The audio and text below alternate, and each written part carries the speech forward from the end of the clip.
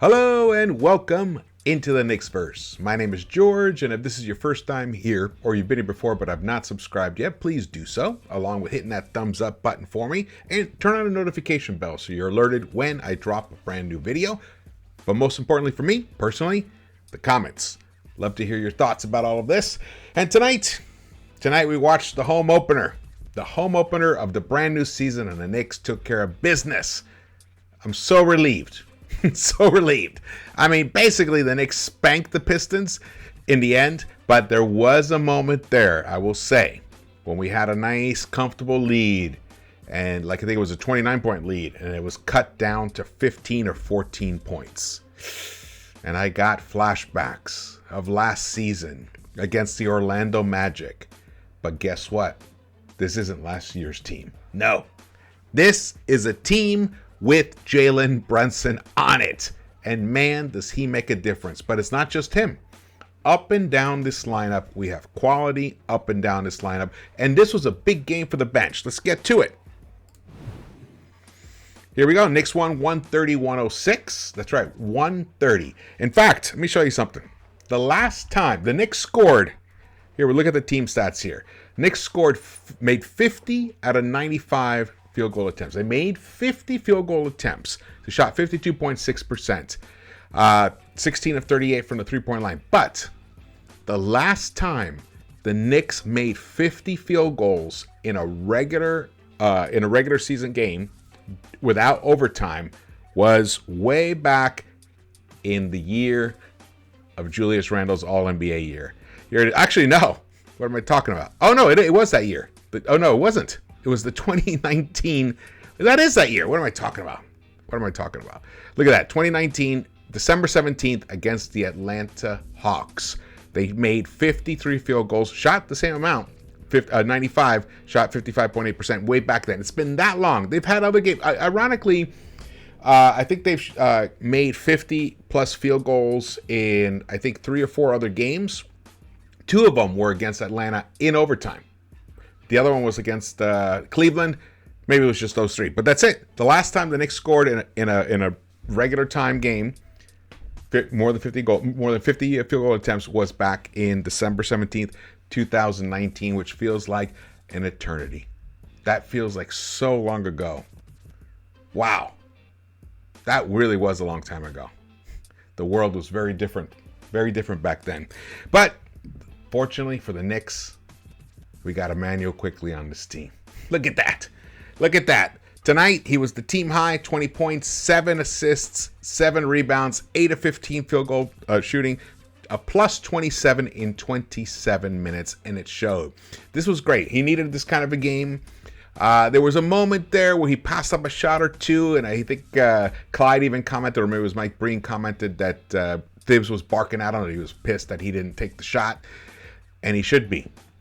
Indecision is a big foe for this man, the way he plays. Cannot have him be indecisive out there. He's got to make quick decisions and stick to them. You know, if it doesn't work out, try it again. That's what this game's about. You are an incredible shooter, and you should just keep shooting if you have the shot. If there's a better shot, find it, which he did tonight, which is why he's got the 7 dimes in 27 minutes. Great game for Immanuel Quickley. This was a very important game for the bench overall. The bench was fantastic overall. Let's move on here to Tommy Beer's tweet. Knicks beat Detroit 130-106. Game ball goes to IQ, who had a big bounce back game with 20 points on 8 of 14 shooting, 7 rebounds and 7 dimes. New York outscored Detroit by 27 points in 27 minutes. IQ was on the floor. Obi chipped in 16, 4, and 3 in 20 minutes, and man, was he exciting. There was a play there where he missed an attempt near the hoop, but he got up. I think Hartenstein tapped the ball. And Obi was on the floor. He got up, swung around, and then was able to complete the finish. Beautiful play. Randle and RJ, 18, 4, and 3, set the tone early. We'll have to look at that stat. Not sure about that part. Ian Begley tweeted this out. 6 Knicks reached double figures. That's right. Their 24-point home opening win over Detroit. Immanuel Quickley led New York Knicks with 20 off the bench as New York Knicks bench unit outscored Detroit 51-45. 15. 51 to 15. Pistons missed 11 of their first 15 free throws. It was crazy. I think they missed their first 9 free throws, I think, in a row, which was nuts. Detroit went 19 for 32 from the line overall and 9 for 36 from the three. But you know what? The Knicks didn't shoot that great from the line either. As you can see here, we only shot 63.6%, 14 of 22. If we had shot 75%, 80%, this game would have been even a bigger blowout. It did get tight though for a second. But look at the fast break points. We beat them 20 to 15. Points in the paint, we were +6. Committed more fouls, but I'm loving the assists. 29 assists. Outstanding. In fact, let's look at this here. You can see RJ had 4 assists all in the first half. Didn't have any assists in the second half, but I want you guys to focus on one stat line. The minutes. 27.5 minutes for RJ. 25.5 minutes for Randall. 23.5 minutes for Mitch. 28 for Brunson. 19 and almost 20 minutes for Fournier. 18.5 for Reddish. 21 for Hartenstein. Obi, 20, almost 21. Quickley, 27 minutes. Derrick Rose, 16 minutes. And then the rest of the unit, the bench. That is the kind of minutes distribution that we should be targeting all year long. If we continue with that type of minutes distribution, we will win many, many games this year, because it means the players aren't tired, especially in that fourth quarter when a lot of times we get tight. And it means that everybody is contributing to winning, because we know Thibs won't keep people out on the floor just to keep them out on the floor. They will have to contribute to winning, and that will mean that they will be if they're doing this kind of thing. Look at Obi, shot 58.3%. Immanuel Quickley, 57.1%. Derrick Rose, 4 of 6. Derrick Rose woke up. Look at that, 16 minutes. I have a feeling Derrick Rose is going to average about that this year, but between 14 and 16 minutes a game. Who else was outstanding here? Cam Reddish did not follow up his outstanding breakout game with another breakout game, but he did have some weak moments, but he did have some really nice moments there, for sure. He finished 3 of 8 overall, 6 points, but a +12. You know, it would have been nice for him to have followed up, but he didn't, and that's why he is who he is.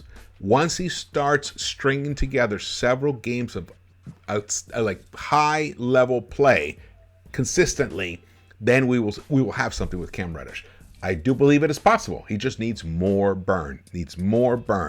And that burn is going to come from Evan Fournier, who really, he struggled, even though he hit 2 of 5 of his 3-pointers, which is what he does.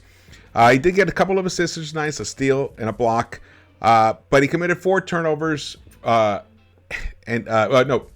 turnover, 4 personal fouls, and some of the fouls are just, they're just because he just can't get in front of a guy, or he just doesn't know how to position himself on the floor to get a rebound. Just silly stuff. But again, I mean, overall, he kept the ball moving, which is good.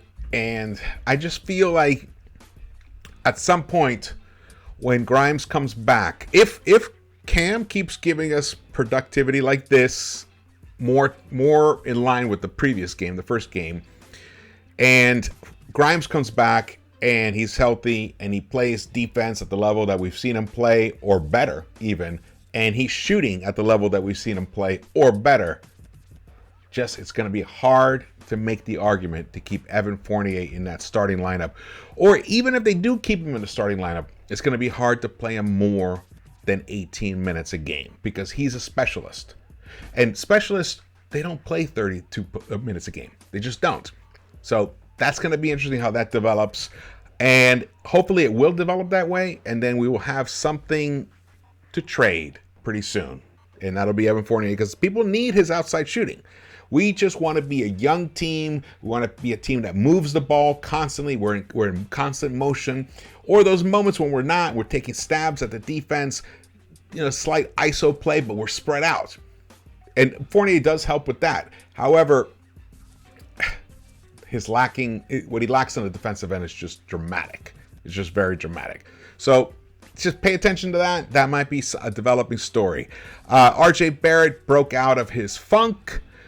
He hit 8 of 15, though he did miss all 3 of his 3-pointers, and I tweeted this out during the game. I feel like his release is off. It's nowhere near. He's not releasing the ball in the same spot that he was releasing it during preseason, which is frustrating to think preseason was not that long ago. So where did his shot go? He was like smooth as silk before. Now the hitch is back. He's like aiming it, and it's disappointing, but hopefully he'll have the weekend off and he'll just get into the gym and just work and get that shot back, because he needs to be hitting that 3-point shot. Overall, he had a nice game. Like I said, he had the 4 dimes in the first half, 3 rebounds, even had a block, and finished with 18 points because he gets to the free throw. Oh, he only got to the free throw line twice. 18 points. He was a plus 12. Another thing I really want you guys to focus on here is, and it's not a diss to Julius, not a diss per se to Julius, because I thought he played an okay game in the first half, but in that third quarter, he struggled. He got burned several times, and that's why the Pistons. Well, it's not the only reason, but it's one of the major reasons why the Pistons were able to, chip away at that lead. Basically, cut that lead in half, and that's why there's only 2 players on this entire of the guys who played more than 10 minutes, or even let's just say played more than 4 minutes.